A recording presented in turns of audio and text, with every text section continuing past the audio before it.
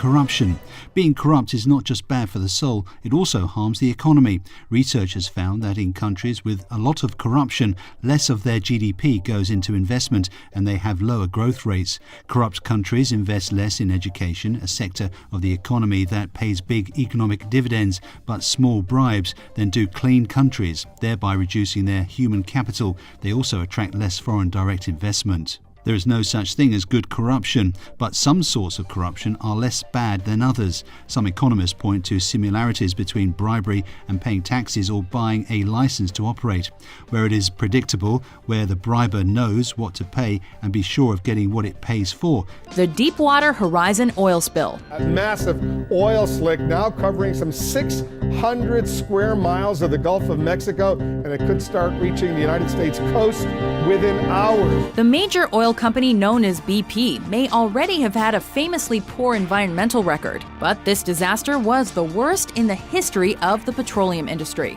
11 people were killed in the initial explosion of the Deepwater Horizon oil rig in the Gulf of Mexico in 2010. But humans and animals continue to feel the detrimental effects of 210 million U.S. gallons of oil flowing into the sea. If this thing would have been a mistake, I could live with that. But this wasn't a mistake. It was just pure greed. The company was hit with charges that amounted to $18.7 billion in fines for their gross negligence and willful conduct.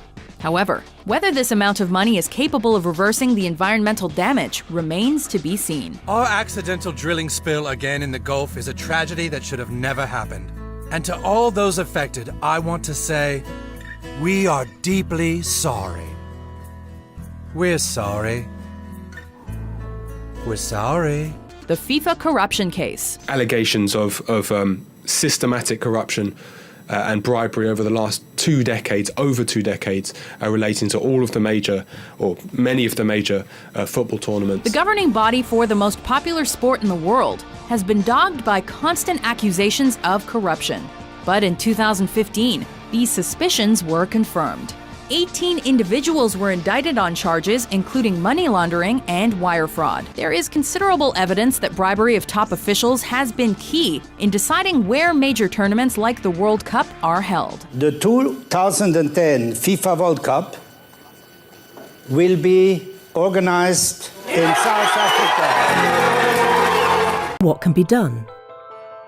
Transparency International's Corruption Perceptions Index measures the perceived levels of public sector corruption in countries worldwide. Based on expert opinion, countries are scored from 0, highly corrupt, to 100, very clean. Some countries score well, but no country scores a perfect 100.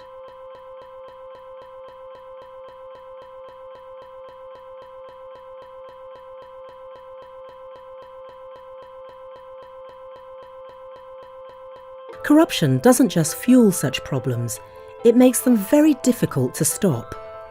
But countries can and do improve.